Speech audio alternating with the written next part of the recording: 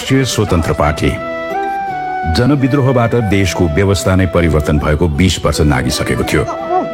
नागरिक आफ्ना राजनैतिक नेतृत्वबाट ठूलो अपेक्षा राख्ने बिन्दुसम्म अझै पुगिसकेका थिएनन्।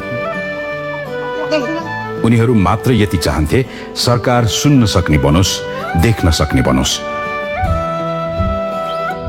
तर निहित स्वार्थको घेराबन्दीमा परिसकेका दल र नेताहरूले घेरा बाहिर पनि अर्को संसार छ भन्ने करिब भुलिसकेका थिए।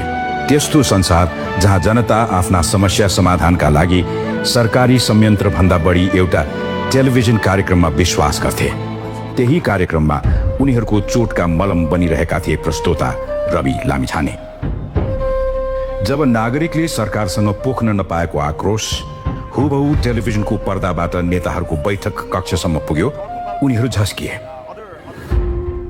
झस्किए तर सप्रिने प्रयत्न गरेनन्। जुन स्वर असन्तोषको प्रतिनिधि बनेर उनीहरूसम्म पुग्यो त्यो नै सकाउने षड्यन्त्र भयो। सरकारले सोच्यो आवाज हो, थुने सकिन्छ।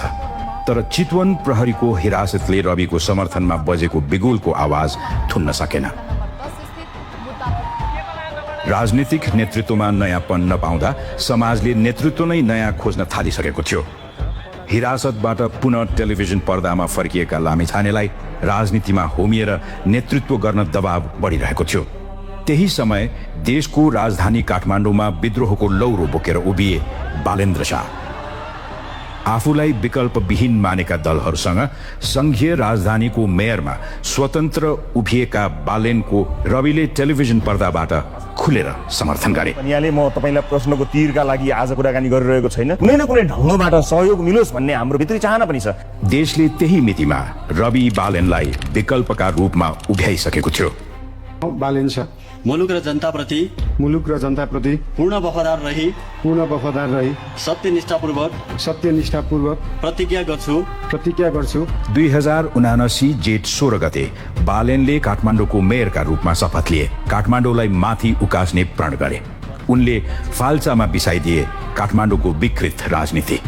दलहरूको अहंकारबाट दबिएको देशको केन्द्रलाई बालेनले विश्व समुदायमा पुनः स्मरण गराइदिए। नेपालबाट काष्ठमण्डप हुँदै काठमाडौँसम्म पुगेको एउटा चल संग्रहालयलाई जनताले नयाँ नाम दिए बालेनको शहर।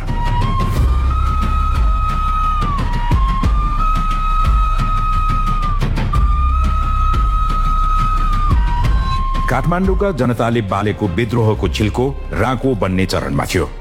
रवि लामिछानेले सोचे जनताको विश्वासलाई संस्थागत गरी देशमा नीतिगत हस्तक्षेप गर्न अब पनि समय कुरिरहनु उनीहरूमाथिको अन्याय हुनेछ।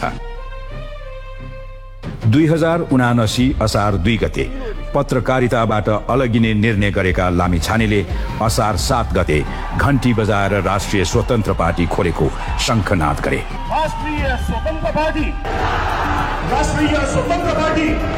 उनले पार्टीमा परिवारवाद निषेध भने, युवाको सहभागिता बढाए र अवस्था बदल्ने नारा बोके। पारदर्शिता र जवाफदेहिता भन्दा ठूला बाचा कहिले गरेनन्। जनताले उनलाई यसरी विश्वास गरे कि स्थापनाको 5 महिनामै भएको आम निर्वाचनमा रासोपा संसदको चौथो ठूलो दल बन्यो। सरकारमा होस् या संसदमा 21 सांसदले सिङ्गो सदन जीवन्त बनाइदिए। भ्रष्टाचारका पुराना सम्पूर्ण फाइलहरू खोल्नका लागि एकबद्धता कायम गर्छ। वेपनाइजेसन अफ स्टेट पावर जुन अहिले चलिरहेको छ त्यसबारे मैले यो सम्मानित सदनलाई केही जानकारी दिनै पर्ने हुन्छ। संख्या पुगेन हजुर, यसपल्ट संख्या पुगेन। यसरी यो व्यवस्थापति प्रहार हुने तरिकाले चाहिँ यस्तो काम गर्नु भएन। जब राजनीतिको कतै सन्दर्भ सुरु हुन्छ सबैभन्दा पहिले कन्स्पिरेसी थ्योरीको चर्चा हुन थाल्छ। रासोपा तात्कालीन राजनीतिक गतिविधि विरुद्धको विद्रोह मात्र थिएन, एउटा भरोसा थियो देशका लागि। अनि बालेन एउटा नगरको मेयरको अनुहार मात्र थिएन, ऐना थियो परिवर्तन देख्न चाहनेका लागि। तर सरकारले यी दुवैको अस्तित्व स्वीकार्न त के, नाम सुन्नसम्म नसक्ने भइसकेको थियो। कारण दुवैको एक थियो, बढ्दो लोकप्रियता। त्यसैले यी दुवैमाथि एकैसाथ प्रहार भइरह्यो। रविलाई संसद छिर्न रोक्ने षड्यन्त्र भयो। बालेनलाई पालिका भित्रै घेराबन्दी। उनीहरू चाहन्थे रासोपाको मूल नेतृत्व गलोस्, कमजोर बनोस् र भाँच्योस्। तर यो प्रहार एउटा व्यक्तिमाथि मात्र थिएन, उनीहरूले देशको भविष्यमाथि धावा बोलिरहेका थिए। रविसँग नागरिक हुनुकै वैधानिकता मागे। थाहा छैन मलाई एउटा नागरिकले के गर्छ मैले बुझेकै छैन। सर्वोच्चको फैसलालाई कुन रूपमा लिनु भएको छ? स्वागत गर्छु, स्वीकार गर्छु। बालेनसँग देशभक्तिको शक्ति पृथकीकरणलाई पैतालामा च्यापेर उनीहरूले रवि लामेछानेलाई संसदबाट कारागारसम्म पुर्याउन सफल भए। तपाईँले दुईटा फुली बनाउनु होला, म प्रधानमन्त्री हुन छोडिदिने मान्छे हो। फुलीको चिन्ता नगर्नुहोस्, देशको चिन्ता गर्नुहोस्। तर 40 लाख नागरिकले हस्ताक्षर नै गरेर भनिदिए, रविमाथि तिमीहरूले राजनीतिक प्रतिशोध साध्यो। चक्रव्यूहमा पसेर मात्र होइन, तोडेर फर्केको आजको राजनीतिक अभिमन्यु हुन् रवि लामेछाने। भुसको आगोसरी बढिरहेको जनताको आक्रोशले स्थापित दलहरूको अहमता चकनाचुर पारिदियो। 2082 भदौ 24 गते सडकबाट सरकार ढलेपछि रासोपा र बालेनमाथि नयाँ अभिभारा थपियो। एक ठाउँमा उभिएर नयाँ निकास दिने। कारागारबाट रिहा भए लगत्तै रविले बालेनसँग सहकार्यको हात बढाए।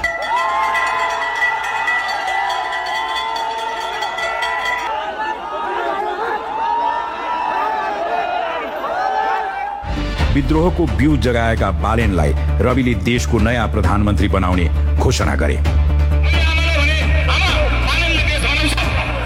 काम करे वाला आदमी थी, यहाँ काम दू हम काम करके दिखाए। आजको राष्ट्रिय स्वतन्त्र पार्टी पेशेवार राजनीतिज्ञहरूले व्यवसायका रूपमा खोलेका वा टुक्राइएको परम्परागत राजनीतिक दल होइन, बरु यो सञ्चार कर्मसँगै विभिन्न पेशा र व्यवसायमा भएका गैर दलीय व्यक्तिहरूको दशकौं लामो कुशासन, भ्रष्टाचार र राजनीतिक बेथिति विरुद्ध सुरु गरेको आन्दोलन हो।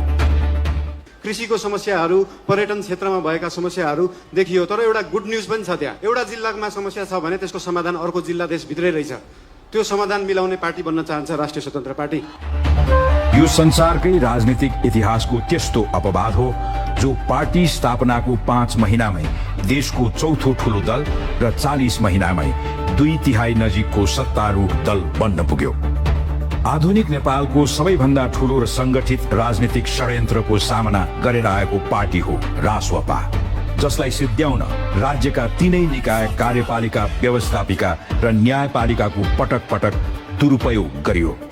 यो सकसपूर्ण संघर्षमा साथै रहनुभएका सम्पूर्ण नागरिकहरूमा रासोपा नमन गर्दछ।